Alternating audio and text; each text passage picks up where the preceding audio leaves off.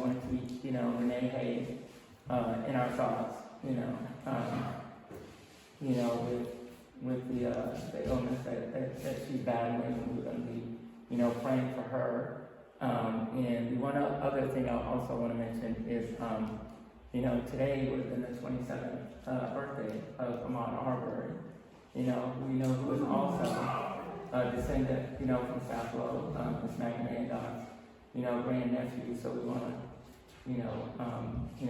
keep their family in our thoughts as well. So I'd like to ask Captain Joel if he would like to open us up with a prayer. Please, sir. I'll put you right to work. Yeah, right. Our heads clear, man, open. But I want to bless us on this day that we gather here to try to conduct a meeting and do some island business and do some coordination. I ask that you give us clear minds and clear thoughts and how we can do this and accomplish this in a truly and godly way. That's just in God's name. Amen. Amen. All right, thank you. So to just get started, I'll do introductions really quick. First, Alice Kies is the Vice President of Conservation with the organization 100 Miles, and she's going to give you a little intro about herself. And this is Bill Sapp, an attorney with the Southern Environmental Law Center. So this meeting won't be long. So what we're the reason that we're meeting is because an application was put in for a private dock that would go out into the marsh. And when that happens, there is a legal process that will happen, right? So we're not going to be talking about that specific applicant. What we're going to be talking about is the process that we're all about to have to go through. And so the reason that we're having this meeting is I wanted to make sure that everyone understands how to be a part of that process. So what's going to happen is there's going to be what we call a public comment period from the Army Corps of Engineers. So what I didn't want to happen is for people to all of a sudden find out, oh, I got this, we're in this public comment period, but we're not sure exactly what we're supposed to do. So in order to answer those questions, what I did was ask Alice, and also Bill here to answer questions, to come here to talk about, what that process entails and how we can participate in that process. And that's the biggest thing for me. I'm not here telling people whether to be for or against anything. But what I want is for everyone to participate. Just like voting, I want you to participate because that's the only way that we are going to be able to have a say in what is happening, in the community. So, a lot of things are happening to us, and we have to get to the point where we're just more proactive. And none of this would be happening if it wasn't for, Captain Joel Hillary with the Hog Hammond Foundation. He was supportive in helping to get the Corps here, and also Cyclars, and also a lot of individual people in this room.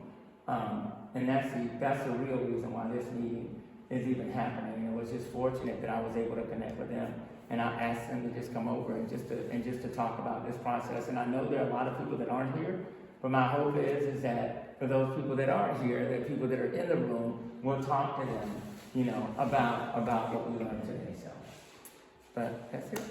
Want to talk about the recording? Oh, and we're gonna record. We thought that if we had, internet, we'd be able to record it from there, but we're gonna record it and we're gonna take it and post it online so that people can actually see, the information for those folks that aren't here. Because there's gonna be a video too that we had from the Army Corps, but I guess we'll just put that online. Yes. That people can see so they can kind of get this information even though they may be missing the meeting. So. Great, thank you. All right. Do you want me to? Can I turn this to you? All right. Thank you all so much for being here. As Jazz said, my name is Alice Kies, and I'm with the organization 100 Miles. And Jazz, I want to thank you for the invitation to be here. for welcoming our organization and me. I know a few of you, and it's really nice to see so many familiar faces, but I'm meeting some of y'all for the first time. So I thought I'd tell you a little bit about myself. I'm a Southerner, as you can tell. I said y'all when I eat my grits in the morning. I grew up in Louisiana, but moved to Georgia in the late 90s. I'm a member of Union City Church in Brunswick. I'm a wife, I'm a mother. I have 2 Geechee babies. I have 4 babies total, but 2 of my babies are adopted Geechee babies, so I take a lot of pride in building that heritage with them. I'm also an advocate. I have a biology and a policy background. Y'all mind if I take this off? Fully vaccinated. I have a biology and a policy background, but I've always felt compelled to really speak for the people and the places and the things that I love, including wildlife. So about 8 years ago, I worked with a small group of people to help start 100 Miles. We are a nonprofit organization, and our mission is to preserve and protect Georgia's 100-mile coast through education, advocacy, and community engagement. And so we work from Savannah down to St. Mary's, and we follow the permitting process really closely at the local level, at the state level, and even at the federal level. And so when Jazz reached out about the proposal that Hamlet is facing, we were happy to engage and to share what we know and to help community members be part of the process. We will be, throughout the talk, we'll be referring to specifically the Watson proposal, and Mr. James Watson is the applicant who has a proposal into the Army Corps of Engineers. But again, like Jazz said, we're not going to get into the specifics of what's being proposed, but just generally the process. But every now and then we will be referring to the Watson proposal. So I want to start by really introducing a couple of local plans and talking about the local code, because there are some things that are underway now that y'all have before you that affect life here and growth and development that happens, not only just on Hog Hammock, but also statewide. So I wanted to raise up a couple things that y'all might not be familiar with, because a lot of these things are fairly unknown. But in 1998, Department of Natural Resources adopted a comprehensive management plan for all of Sapelo. A lot of it has to deal with wildlife and habitats, but there are some sections in here that refer specifically to Hog Hammock. And I wanted to just raise that up to remind everybody that is out there. It calls for the DNR to, and the purpose of the plan is for DNR to administer the needs of the island inhabitants and the natural and man-made resources so that people of Georgia can use the island without causing long-term resource damage. So that's kind of the overarching purpose of the comprehensive management plan. But specific to Hog Hammock, it calls for a conflict resolution committee, which is made up of 1 person from Hog Hammock, 1 person from the University of Georgia Marine Extension, and 1 person from the DNR. And that's really, sounds like it's designed to, before an issue becomes a big issue, to like do some local resolution. And I don't know if that's active right now, but I thought that was interesting. Another real focus is economic development, for DNR to help support local economic development opportunities for the residents of Hog Hammock. And then the creation of a Hog Hammock culture trail. And then regarding public access, it says specifically that the docks for Sapelo Island should be utilized for official DNR, UGAMI, or University of Georgia Marine Institute, or Hog Hammock residents. And so all docks are under the authority of DNR, is what it says. And then it also calls for a Hog Hammock land use plan. And I believe in the SICAR's office, there's a draft of a land use plan that looks like it had been developed right around the same time that the comprehensive management plan was done. And when I was speaking to Mr. Ron Johnson about it, he had said that it really is, its intent is to uphold some of the traditional practices and culture of the Hog Hammock community, of the Geechee members who are living here. And so, just again, that's in the SICAR's office and is available to look at and to refer back to. And the third thing I want to bring up is the McIntosh County Local Code. So McIntosh County County Commissioners adopt codes and ordinances in order to really identify particular land uses and activities that will be allowed within certain areas of the county. And Hog Hammock is recognized as a unique district under Section 16 of Article 6 in the local code. And that, it's interesting to read that the Hog Hammock district is recognized to reserve the area, and this is all in quotes, to reserve the area for low-intensity residential and cottage industry uses, which are environmentally sound and will not contribute to land value increases, which could force the removal of indigenous population. And so I assume the indigenous population are the Geechee people who live here. The local ordinance allows for permitted uses of land within Hog Hammock as single-family residential, home offices, and things like schools and churches, as well as some special uses for like scientific research. And then it also regulates minimum lot size, mostly for the purpose of sewage treatment, for septic systems and things like that. But it also specifies that homes and buildings, there can be no multifamily homes in Hog Hammock, and the maximum square footage for homes is no more than 1,400 square feet. It also has some height restrictions that are identified as well. And so again, I believe all of these, going back to the intent of the local code, all of these were designed to help retain the indigenous population of Hog Hammock. And so I wanted to bring those three things up because they're very important to how Hog Hammock changes in the future and how Hog Hammock hangs on to the identity of the people who live here. And so, it's important to keep those things in mind because sometimes we forget about them, and maybe they don't represent who, maybe they don't represent who you want to be or who you are, or maybe they need to change, or maybe they still do, and we just need to hang firm, hang tight to them and fight for the preservation of the language that's there. But there is a public process that is involved in developing those plans, and especially with the permitting. So most of the presentation, the rest of the presentation I'll be talking about is related to permitting and how you get permission to do certain things, particularly in the area that's surrounding the uplands of Hog Hammock, the marshes, and what is known as waters of the United States. And Bill Sapp, my friend here, is an attorney with the Southern Environmental Law Center, and he's always my go-to for legal assistance and for understanding laws and things. And so if y'all have questions and things like that, especially on the legal side, it's nice to have a lawyer who can answer who can help answer those. Okay, so as Jazz mentioned, the proposal that's before you now is for a private recreational dock. And the Army Corps of Engineers is in the process of reviewing that proposal. But it's a long and somewhat complicated proposal that y'all are not familiar with because there's never been a proposal of this kind in Hog Hammock from what I understand. And so my job is to really outline how that process works and what your role is in that process, because you have a very important role, and you also have a very important role to remind everyone involved of the uniqueness of Hog Hammock and why Hog Hammock is treated differently than any other area on the Georgia coast. So we invited the Army Corps to be here today to talk through the process, but they were not able to.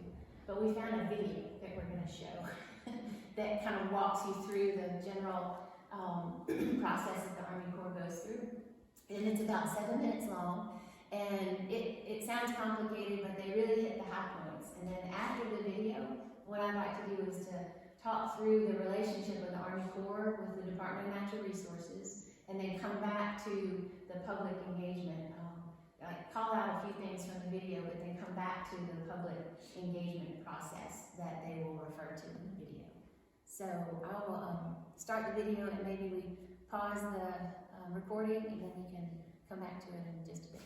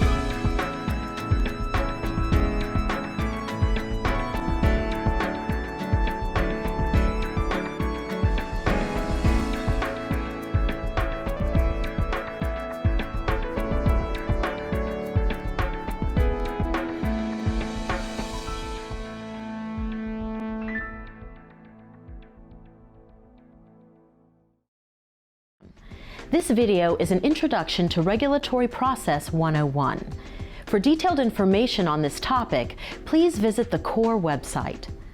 The regulatory mission of the U.S. Army Corps of Engineers is to protect the nation's aquatic resources while allowing reasonable development through fair, flexible, and balanced permit decisions. If a proposed project, big or small, has potential to impact waters of the United States, then a permit must be requested from the Corps. The Rivers and Harbors Act of 1899 made the Corps responsible for providing protection and maintenance of the nation's navigable waterways. This act also authorized the Corps with the regulatory responsibility for the nation's navigable waterways. According to the Clean Water Act of 1972, the Corps was authorized to be the regulatory body for dredging and filling of waters of the United States, including many wetlands. Additionally, the Corps was given regulatory authority under Section 103 of the Marine Protection Research and Sanctuaries Act. Every permit application is reviewed within the same laws and regulations, but the regulatory process is by no means a cookie-cutter approach. Every project is unique. The Corps supports a strong partnership with the state in regulating water resource developments. The Corps works cooperatively with states in reviewing the environmental impacts of proposed projects. One form of permit authorization used by the Corps is the individual permit. There are 3 distinct steps in the process of reviewing individual project-specific applications. These are pre-application or pre-app, a formal review, evaluation, and decision. Major project proposals typically include pre-application or pre-app consultation with meetings between the applicant, Corps, resource agencies, and others. The pre-app gives the applicant a general idea of the feasibility of available alternatives to accomplish the overall project. It also allows discussions about measures to reduce impacts on the aquatic environment. The consultation between the applicant and the Corps informs the applicant about factors the Corps considers in the decision-making process, which enables more efficient processing of the application. A formal review follows submission of a completed application for a permit, during which the Corps determines if it has geographic and activity jurisdiction or authority over a proposed project and consults with local, state, and federal agencies. Shortly after receiving a complete permit application, the Corps issues a public notice about the proposed project, opening a public comment period. A permit application is considered complete only when all relevant information and documents have been provided by the applicant.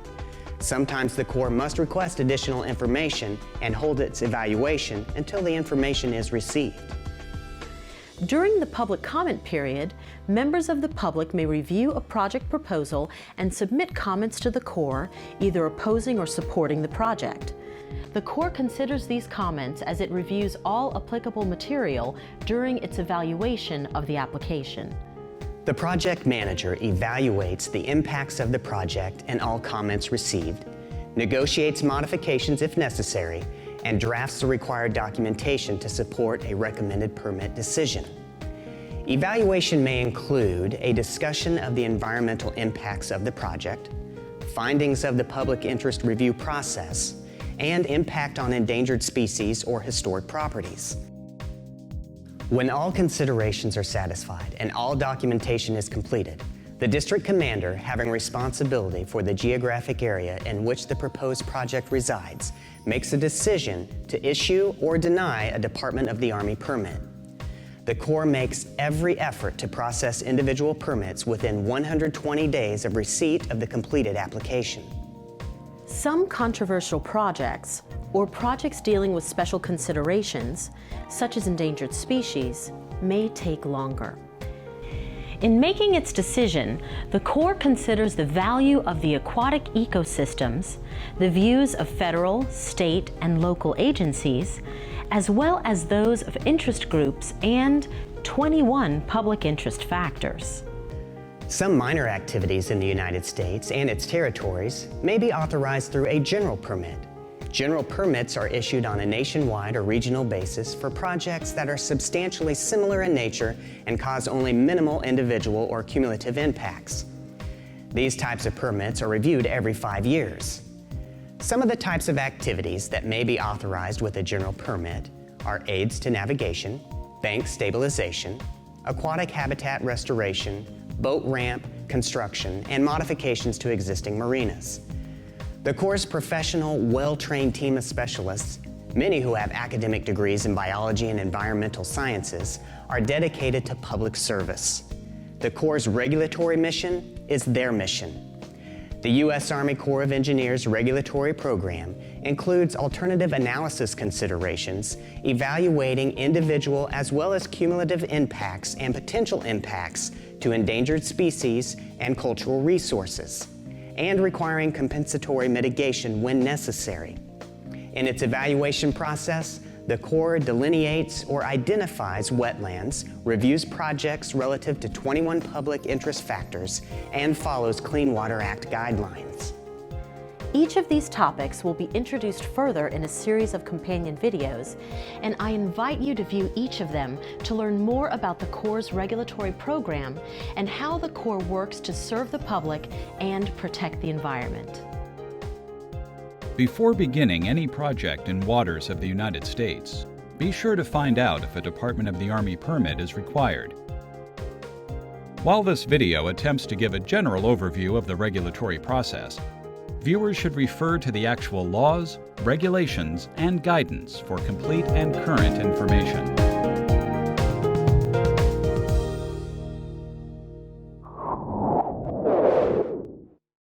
A general overview of how the whole process works. And so the lady mentioned the intimate relationship that the Federal Army Corps has with the states.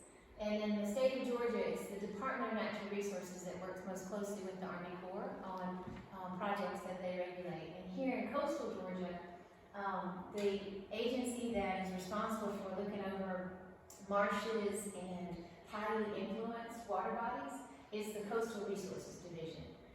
We all know Fred Hay, and Fred actually works for the Wildlife Resources Division, who manages the majority of the 18,000 acres of Sapelo, but it's the Coastal Resources Division that has responsibility over the marshes and the waterways here. So same Department of Natural Resources, different divisions, different priorities and responsibilities. So I just want to, I wanted to bring up DNR because both the federal agency and the state agency have responsibility in overseeing issues that affect waterways, and they also have a role in permitting activities in the waterways. So DNR gets their authority through the Coastal Marshlands Protection Act, which is a state law that was passed in 1970, and it basically says that all of the marshes of coastal Georgia belong to the people and should be managed for the people. The most large projects are reviewed by a committee that was set up in state law called the Coastal Marshlands Protection Committee. Mr. Bill Hodges, who lives here in Hammock, served on that committee for 3 or 4 years, I believe. Yeah. And so the projects that that committee reviews and issues permits are relatively large projects, like marinas.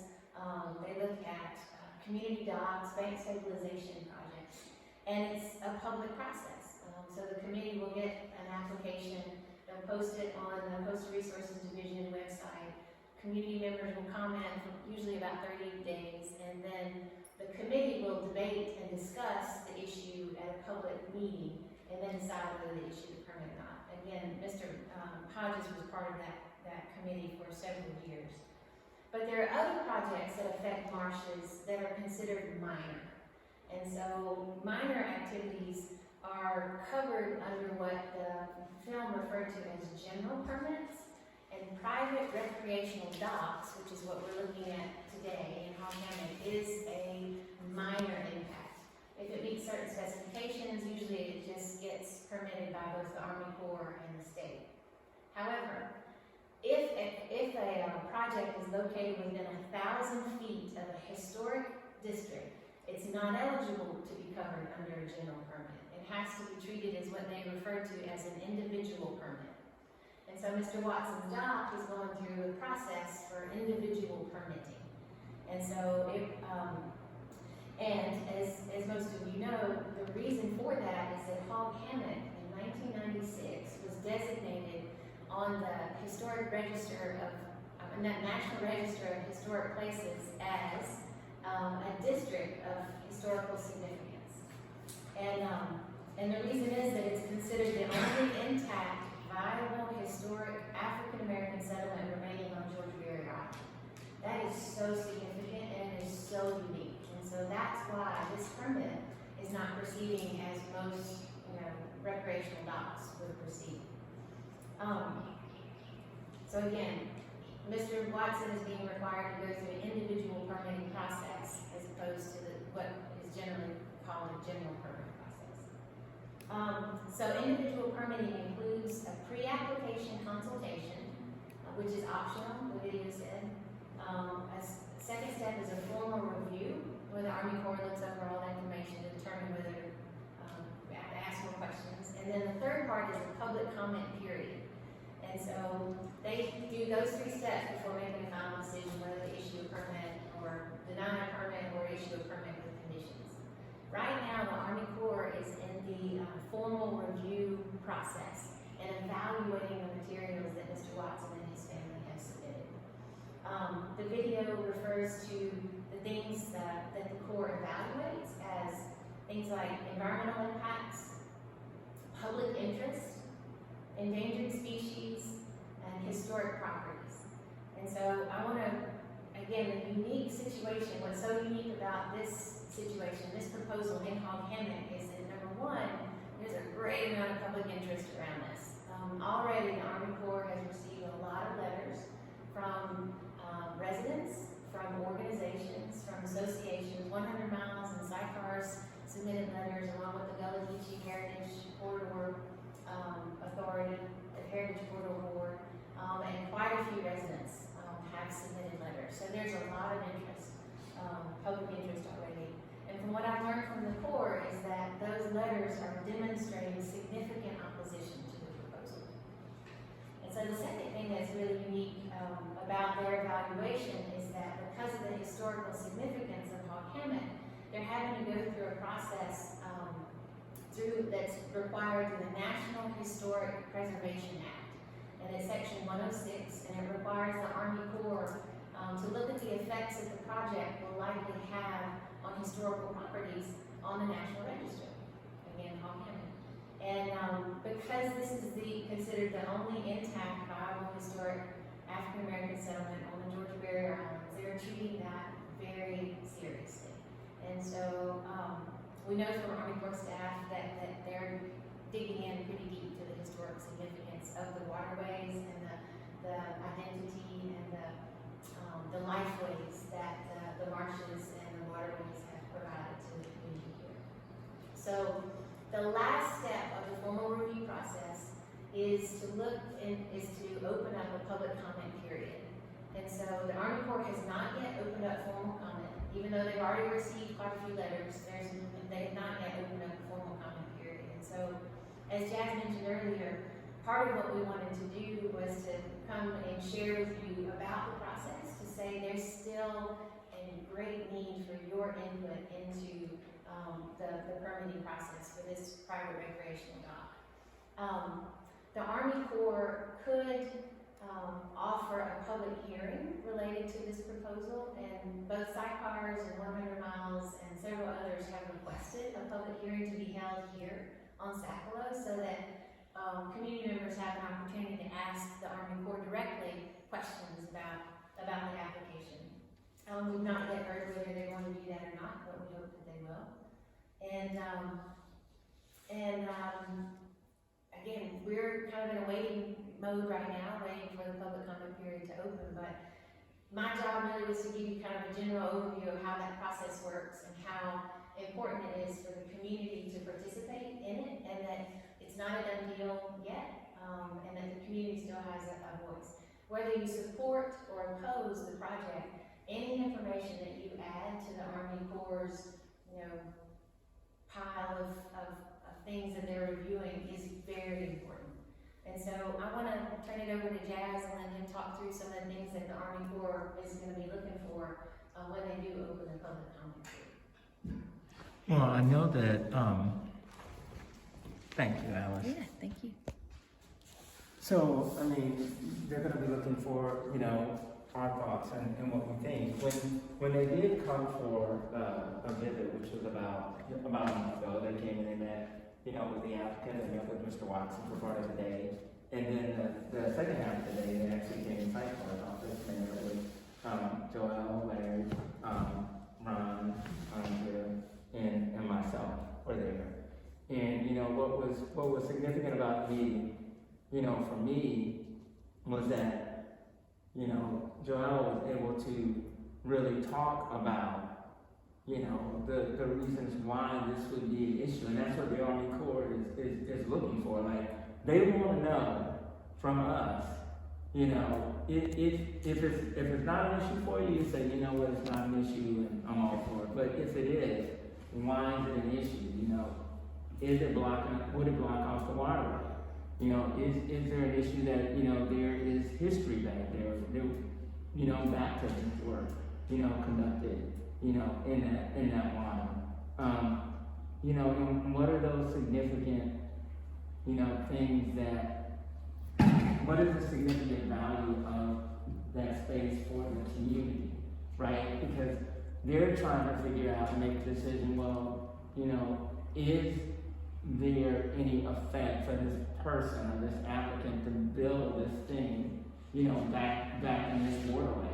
You know, the only way that they know if there is an issue is if they hear it from all of us, right?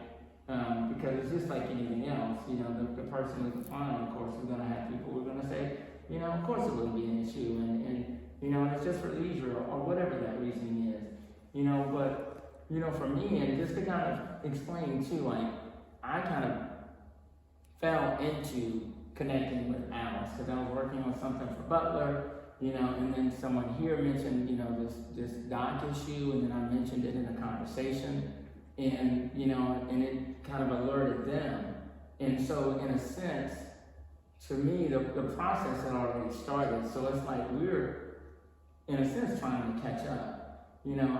And my concern always is us knowing, you know, that we have a voice and that we have a say, and that these things just don't go and we feel like, because I've heard that from people too, where some folks are like, there's just really nothing that we can do that's just going to happen, and it's just not true.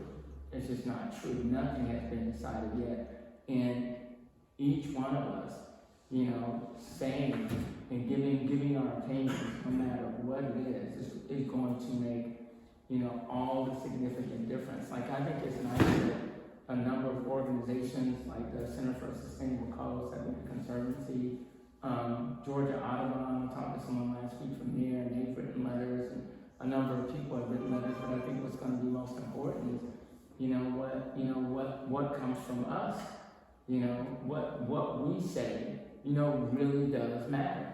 And I know for some folks, they're, you know, having people tell them that, you know, doesn't really matter. Your voice really doesn't matter. Well, in this case, it does. This is the first time something like this, you know, this impactful is happening to us. And this is all new to me too.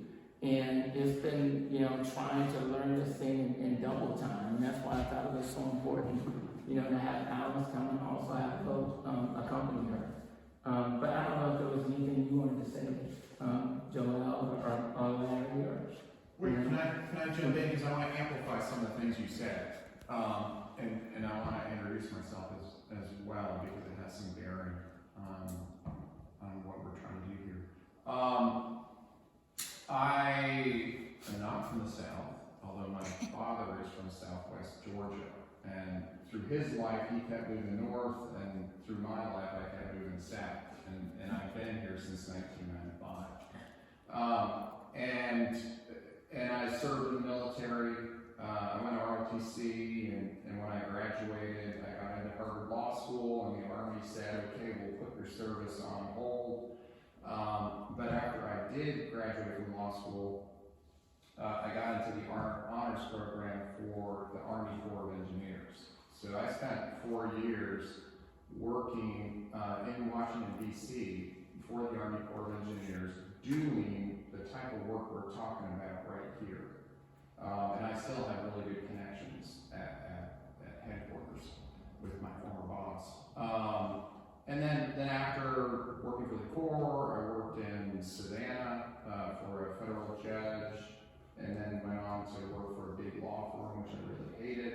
But then I went on to EPA and worked for EPA for 6 years until I joined Southern Maryland Law Center.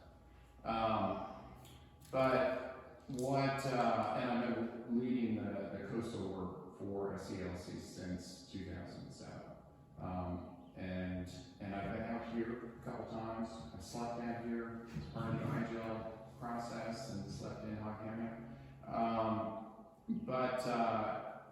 All I wanted to talk about was, the comments. Those really matter, because when that package that they were talking about here, the permit package, gets to the colonel's desk, first thing he asks is, well, how much opposition is there? Because if there's no opposition, and I know there is here, but if there's no opposition, they just sign it, and then that permit gets issued. But if there is opposition,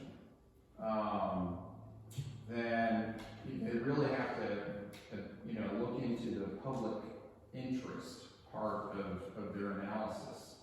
And as far as comments go, if you just have that, Alice will make sure you've got the email to write to it. All you have to do is plug that into your computer and do exactly what Jazz said. Tell your story. Because if you just say, I don't want this doc, that there's no substance to that. It can't be used by the court, can't be used by us. But if you say, I paddle down that creek, and if there's going to be a dock in the way, and at low tide, I'm not going to be able to get around. That's what the Corps wants to hear. They want real detail, because that's considered a substantive comment, and they have to respond to all those substantive comments. And the more they go in, the better. And so there's going to be, I imagine, I haven't talked to Alice about this, but there are going to be 2 things that are going to be moving forward. One is probably a group letter, where everybody signs onto it and it goes into the Corps. That's going to explain in detail a lot of the different issues and the law. And so that goes into the Corps. But if you have 50 signatures, it gets counted as 1 letter. And that's why it's critical that you get behind that computer, you type in that email address, and tell your story. And then that'll go in. It's going to be counted as much as a group letter with 50 signatures. Now you still should sign them with 50 signatures, but you got to also do your own story.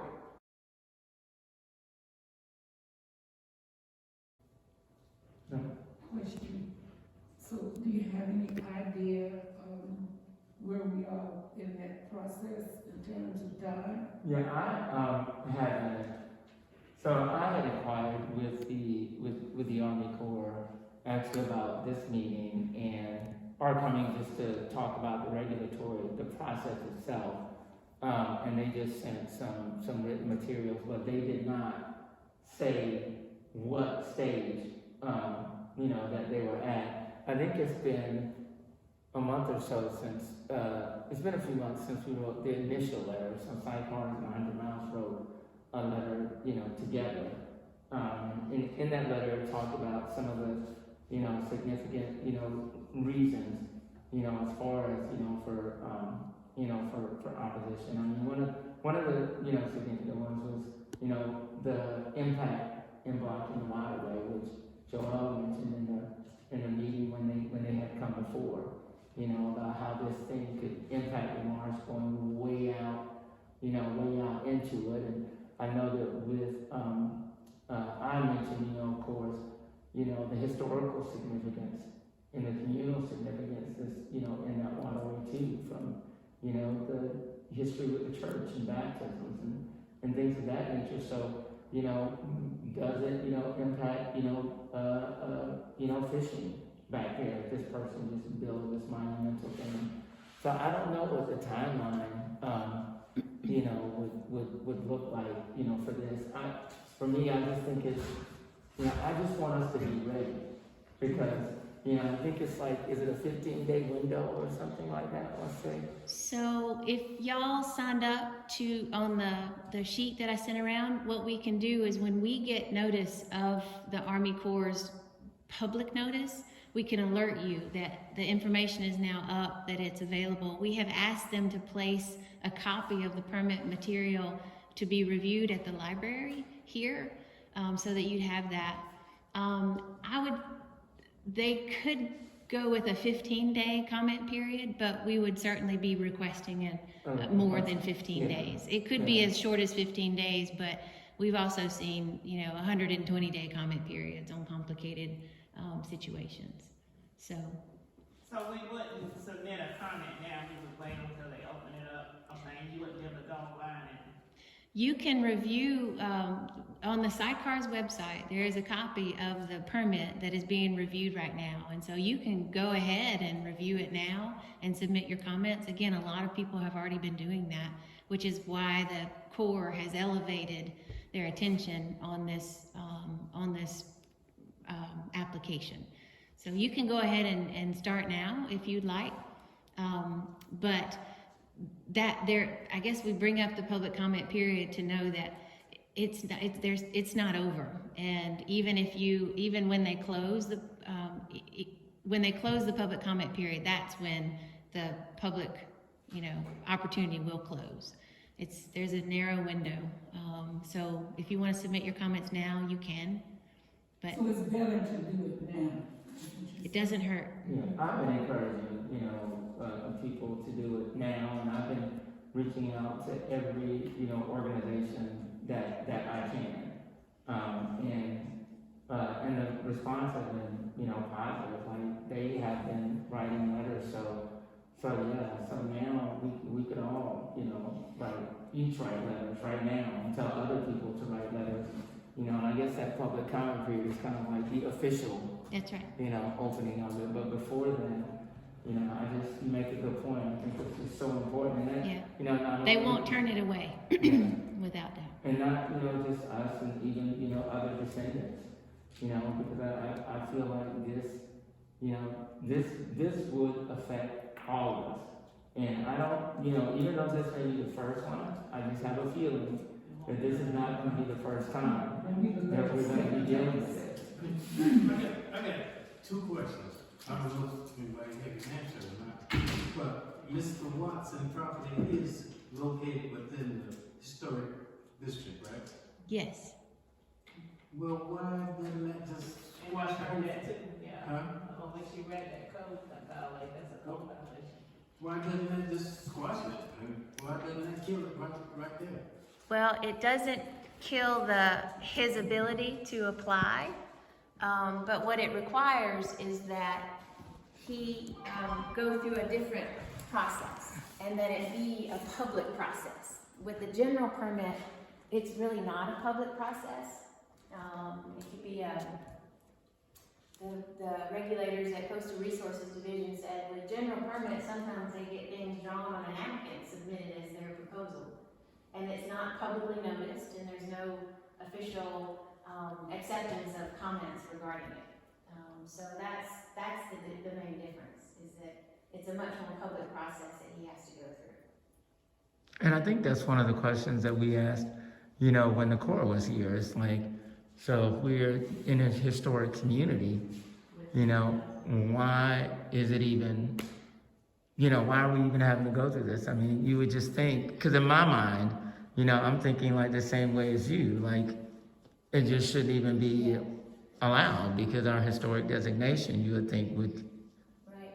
Well, Mr. Johnson, you bring up a really good point though, that the local ordinances and the local codes that I brought up earlier are a way to identify what this community wants for itself and to hold firm to that, so it codifies the kind of how the community wants to grow in the future.